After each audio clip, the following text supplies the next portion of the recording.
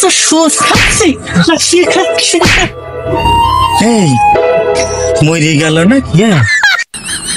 সুদ খা। আসসালামু আলাইকুম চাচা। ওয়ালাইকুম আসসালাম। কি মকসেদ? দৌড়াতে দৌড়াতে আসছো কিসের জন্য? চাচা এই গ্রামের লোকের মুখের থেকে শুনছি আপনি নাকি সুদ খাচ্ছেন। হ্যাঁ, সুদ নাকি? কি আজে বাজে কথা করছাও?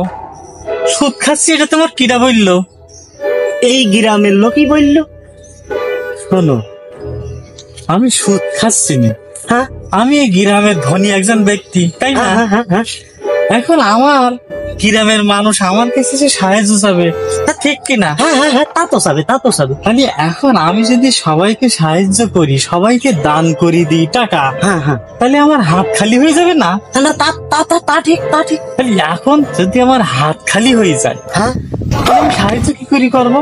হ্যাঁ হ্যাঁ হ্যাঁ হ্যাঁ এই জন্য আমি গ্রামের মানুষের টাকা দিচ্ছি, হ্যাঁ আর বিনিময়ে একটু একটু আর কি, মানে বলা তো যায় না। হ্যাঁ হ্যাঁ। তাহলে আমার টাকাও থাকছে, হ্যাঁ। আমার টাকা বৃদ্ধিও পাচ্ছে, হ্যাঁ। আবার আমি সাহায্যও কিন্তু করতে পারছি। হ্যালো, কিন্তু বিষয়টা সুদের দিকেই গড়াচ্ছে। উফ, সুদ কিসের জন্য বলছা?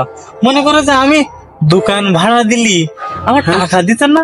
অবশ্যই। তাহলে আমি টাকা ভাড়া দিচ্ছি, এই আর কি। এটা সুদ বলা যাবে না তো, মানে টাকা ভাড়া দিয়ে খাচ্ছি, আবার গ্রামের মানুষের সাহায্য।